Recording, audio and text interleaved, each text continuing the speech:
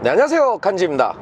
오늘은 수원을 가는 길에 차가 좀 막혀서 스마트 크루즈 컨트롤 그리고 다양한 자율주행 기능에 몸을 맡기고 편하게 이동을 하면서 영상을 좀 하나 찍어 보려고 해요. 이렇게 편하게 가면서 영상을 찍는다고 하지만 오늘 영상의 주제는 바로 자율주행에 너무 몸을 맡기지 말라라는 게 오늘의 주제죠. 내로남불 오지죠. 자, 오늘 왜 이런 주제를 택했냐면 사실 이 한 달 사이에 제가 좀 2번이나 큰 경험을 했어요.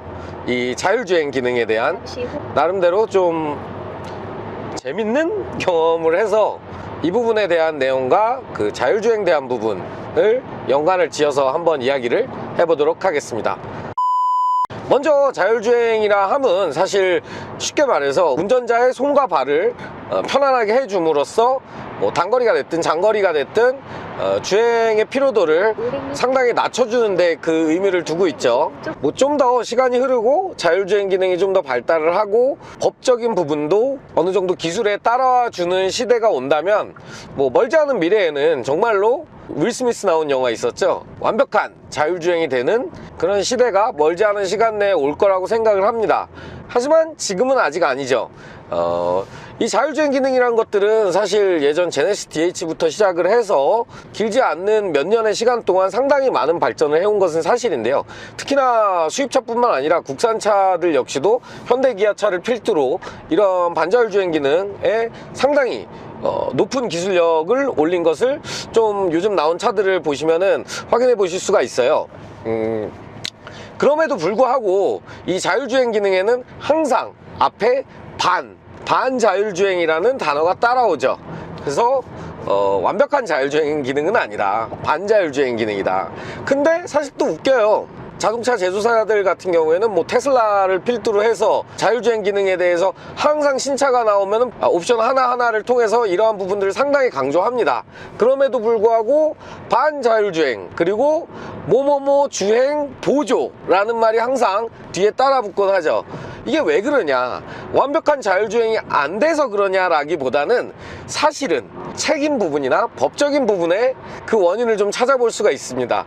만약에 그냥 반자율주행이 아니라 자율주행이다, 뭐뭐 보조가 아니고 그냥 자율주행이 됩니다 라고 표기를 해놨을 때 사실 이 부분은 문제가 좀 있을 수 있거든요. 뭐 법적인 부분도 그렇지만 나중에 만약에 이런 자율주행 기능으로 사고가 났을 때 책임 소지 부분이 분명히 발생할 수 있기 때문에 제조사 입장에서는 당연히 그런 책임 소지를 안 묻는 게 좋겠죠.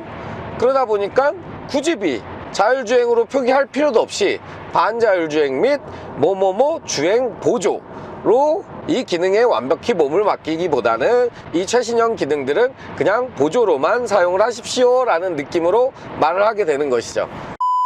물론 이 자율주행 기능이 예전에 비해서 정말 많은 발전을 한 건 사실이고 정말로 웬만한 일반적인 상황에서는 손과 발을 쓰지 않아도 주행이 가능해지고 있는 것이 사실이에요. 그럼에도 불구하고 이 반자율주행에 몸을 너무 맡기지 말아라 라고 얘기할 수밖에 없는 상황은 정말 의외의 상황에서 생각보다 쉽게 발생하기 때문입니다. 앞서 말씀드린 것처럼 제가 이 짧은 한 달여라는 시간 동안 총 2번의 사건을 직접 겪었어요. 제 경험을 토대로 해서 자율주행에 대한 부분을 조금 더 이야기를 해보도록 하겠습니다. 먼저 첫 번째 케이스, 자율주행 시스템의 마지막 최후의 보루라고 할 수 있죠. 긴급제동에 대한 상황인데요. 어떤 상황이었냐면 제가 이제 아는 동생이랑 같이 같은 올류 케이스를 타고 있었고 서스펜션을 서로 교환을 하려고 일산에 가서 시공을 하고 나서 다시 이제 돌아가는 와중에 뭐 헤어지기 직전이었죠. 고속도로에서 바깥으로 나가는 차선에 줄을 서서 약간 막히는 바람에 기다리고 있었는데 이제 멈췄다가 나갔다 이런 상황이었죠. 근데 이제 나가는 상황에 제 앞쪽으로 차가 하나가 끼어들어 버린 거예요. 그러면서 그 뒤에 있는 차들이 다 나가려고 하다가 다 급브레이크를 밟았죠. 근데 저 같은 경우에는 정면 주시를 하고 있었고 충분히 제가 브레이크를 밟을 수 있는 상황이었음에도 불구하고 차량 자체에서 그냥 긴급제동을 걸어버린 거예요. 그래서 제 차는 긴급제동이 걸려버렸고 앞에 살짝 여유가 있었음에도 불구하고 긴급제동이 걸려버렸고 제 뒷차도 제가 긴급제동이 걸리니까 너무나도 똑똑하게 같이 긴급제동이 걸려버린 거예요. 근데 그 뒷차는 구형 K3였는데 당연히 그 차에는 긴급제동 기능이 없었고, 물론 그분이 좀 더 운전에 집중을 하셨더라면 사고가 나지 않았을 수도 있겠지만 급제동 꽝, 이런 상황이 와버린 거죠. 물론 저는 긴급제동에 걸림과 동시에 바로 엑셀 받고 빠져나갔습니다. 일단 살 사람은 살아야죠. 사실 이 부분은 너무 과한, 너무 민감한 긴급제동 상황 같은 경우에는 굳이 걸리지 않아도 되는 상황. 어떻게 보면 인공지능이잖아요. 운전자의 습관에 따라서 이 긴급제동이 걸리는 부분이 있으니까. 근데 걸리지 않아도 되는 상황에도 가끔 이런 상황으로 걸릴 때가 있어요. 제가 얼마 전 겪은 상황처럼 분명히 사고를 유발할 수가 있는 조건이 만들어지게 되는 거죠. 네, 뭐 이런 경우도 있고요.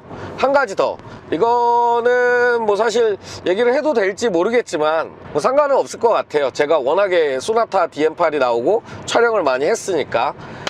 제 차는 아닙니다. 제 차는 아니고 제가 소나타 DM8이 나오고 유튜브에서 많은 촬영을 했죠. 그 많은 시승도 했고 많은 촬영을 했는데, 그 촬영 도중에 딱 한 번 자율주행 기능을 서로 테스트를 하고 촬영을 하는 와중에 사고가 났었어요. 타이어가 쫙 찢어지는 사고였고요.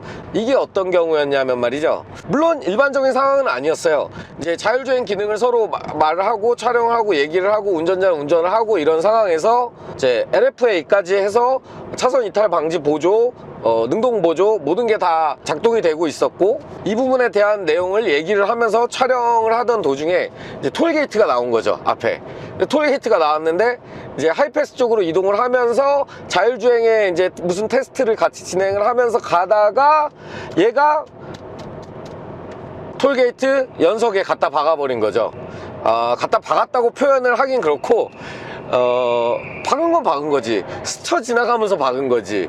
그러니까 얘가 사실 그런 일반적인 주행 상황이 아니면은 잘 잡지 못해요. 근데 문제는 뭐냐면 그분이 운전을 그렇게 못하시는 분이 아니었어요. 자율주행 기능에 대한 얘기를 하고 촬영을 하면서 약간 늦게 인지를 한 거죠. 근데 인지를 함과 동시에 이거 위험하겠는데 하면서 핸들을 돌리려고 하는 순간에 약간 고속이다 보니까 핸들이 무거운 거야. 그래서 늦게 들어간 거죠. 그러면서 스쳐 지나가면서 앞휠 타이어를 긁으면서 앞 타이어가 쫙 찢어졌어요. 아시죠? 소나타 요번 타이어 P0. 아까워 죽는 줄 알았습니다. 네, 뭐 이런 경우들도 생길 수 있고요. 사실 지금 제가 두 가지의 특이 케이스를 말씀을 드렸는데, 물론 앞서 말씀드린 것처럼 일반적인 상황은 아닙니다. 근데 어쨌든 주행 중에 충분히 생길 수 있는 상황임은 분명하고, 이런 두 가지 상황 말고도 분명히 여러 가지 다양한 변수들이 많은 경우들이 있을 거예요. 그러다 보니까 반자율주행, 자율주행, 반자율주행, 뭐 주행 보조가 됐든 이 해당 기능들은 정말 말 그대로 보조로만 사용을 하시고, 자율주행 기능들이 많다고 해서 너무 방심하지 마시고 가급적 운전에도 나름 신경을 잘 써주시면서 해당 기능을 잘 활용을 해주시면은 보다 안전한 자율주행 기능들을 사용하는 드라이브가 가능하지 않을까 싶습니다. 네, 오늘 이렇게 간단하게 자율주행에 대한 얘기를 해봤고요. 내일은 소나타 DM8을 가지고 와인딩을 한번 해보러 가요. 코너링 느낌과 성능을 좀 알아보려고 와인딩을 하러 가는데, 간만에 가는 와인딩이라 좀 기대가 됩니다. 그럼 오늘도 영상 봐주셔서 감사하고, 영상이 도움이 되셨으면 구독과 좋아요, 알람 설정 부탁드릴게요. 끝!